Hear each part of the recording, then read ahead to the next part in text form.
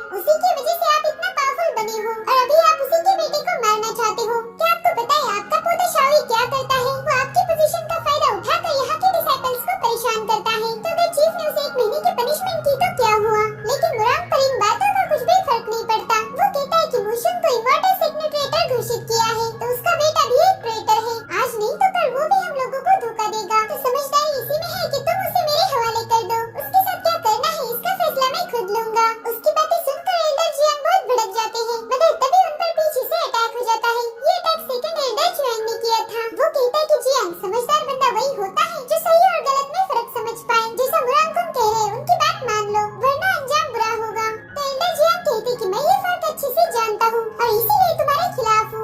ये सुनकर Jiang 1000 Phantom shadow create करता है। अब वो सारी शैडोज एल्डर जियांग पर अटैक कर देती है। वो उनके आसपास बनी शील्ड को ब्रेक करके उन्हें बुरी तरह से घायल कर देती है, जिस वजह से जियांग नीचे गिर जाते हैं। उनके हाथ में एक डिवाइस था, तो जियांग उसे भी छीन लेता है और मुरान के पास जाकर उसे ग्रीट करता है। मुरान उससे पूछता है कि मेरा पोता शाओलिन कहाँ पर है। तो जियांग कहता है कि आपको फिक्र करने की जरूरत नहीं, हमने उसे पहले ही आजाद कर दिया है। तभी वहाँ पर सुप्रीम एल्डर शेंग के साथ शाओलिन भी आ जाता है। मुरान कहता है मेरे बच्चे, तुम्हारे साथ इन लोगों ने बहुत गलत किया है। तभी शेंग कहते हैं कि शाओलिन ठीक है, हमने उसे कैद से आजाद करवा लिया। लेकिन मुरान अभी भी बहुत गुस्सा था। वो कहता है कि इन लोगों ने मेरे बच्चे को कैद करके बहुत बड़ी गलती की है। आज मैं इस डोंगफेंग क्लैन का नामो निशान मिटा दूंगा। जिसके बाद वो डोंगफेंग क्लैन पर बहुत